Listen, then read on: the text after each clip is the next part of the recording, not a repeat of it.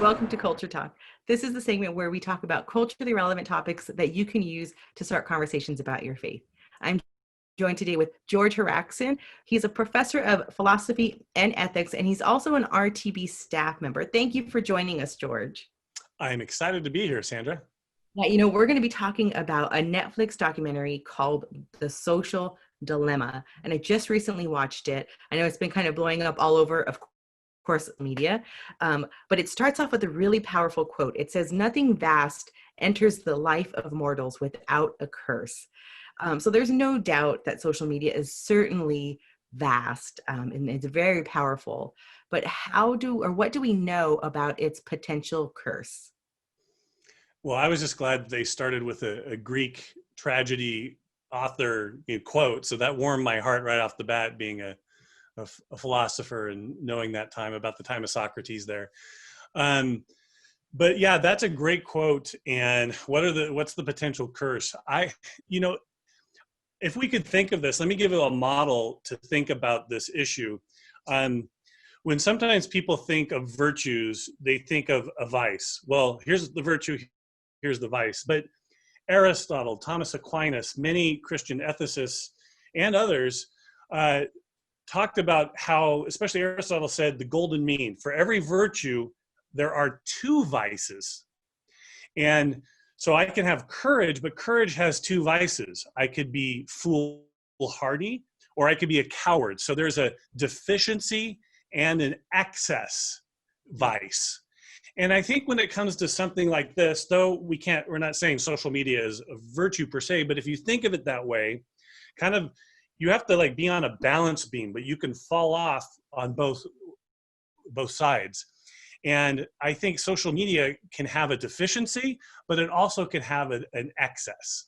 That's a really good point. I like how you paint it as kind of a virtue and a vice, because we can kind of see that play out when we engage in social media. We can see those who use it as a vice and are just constantly posting, and maybe those who are less engaged, and for better or for worse. One of the things that they brought up in this documentary is how social media affects mental health, and it's training the mind to come back to it. So it's set up to really encourage us to go back, to ping us, to give us notifications, to keep refreshing that feed and getting more, and really just kind of committing our life to social media. What would you say would be a helpful tip to help us be responsible in our interactions with social media? Yeah, I think if you use that model that I was just saying, social media can become a deficiency in that the social part can it can become solitary media instead of social media, right? You're either distanced from it, alienated from it, or it silos you into coming back to it, and then you're ignoring the other parts of your life around you. So that's the deficiency part. Social media can become an excess too, which you just mentioned, in that social media can become strung out media, where you get strung out and people report being depressed, having anxiety. And it was about a year ago, University of Georgia professor Cass Mood, he took to Twitter and he said, "How do you manage to stay informed about political news and stay mentally balanced?" And then in his next tweet, he confessed that too much time on social media was contributing to his anxiety and depression. So you get caught in a loop there almost. But the documentary itself goes through a couple of, I think, were some pretty good applications. So how do we model, and what do we speak to our children as they're engaging in social media and it's affecting their mental health and just their awareness of their value? Yeah, that's a great question. I won't throw you under the bus. I'll throw myself under the bus here. I know a time when, I didn't have access to any of this, and I remember when my wife was first pregnant, I wore a pager to be alerted that she was ready to go to the hospital. So connection was very, very different at that time. But my kids, as you said, have grown up. They swim in these waters, and to them, they're just a fish swimming in the water, but they have become savvy in this. But we tried as parents to place some boundaries, kind of like a funnel. We started kind of more strict, and then we opened it up as we learned responsibility and things like that. So one application, and this may be hard for some. Some of my friends thought we were too strict. Some thought we were too loose. So, you can't win.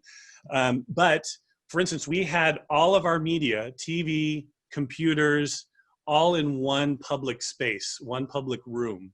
And even to this day, now that they moved into adulthood, we still actually have all of our computers in the same working space. And that presents challenges, but it also protects you from certain risks.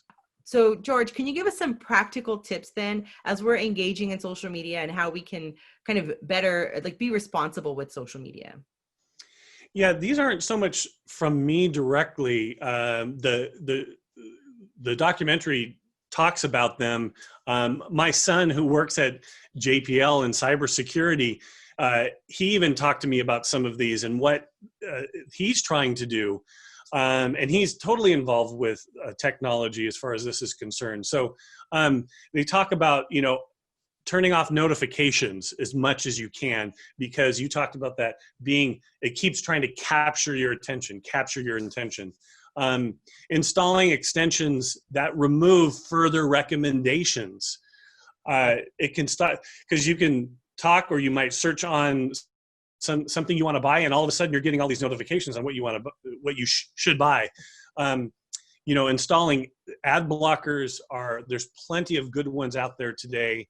Also, using applications that don't collect your data is important. I teach a class on data analytics and ethics, and people are becoming more savvy on to how in the industry, corporations, marketing is using this information, and that's a whole nother conversation. Psychologists talk a lot about turning off devices a half an hour or longer before bedtime, having other kinds of human interaction before you go to bed instead of being online. Or also, you can limit some of your time on it by using timers. We did with our kids, I do with myself. I set timers to help me kind of pop out of it, to wake up, to come out of the cave, if you will, in order just to pull myself out of the hyper focus that I'm in. Well, thank you so much for that, George. If you want to hear more from George, go to reasons.org and search for George Haraksin. And if you want to check out the documentary, go to Netflix and look for The Social Dilemma.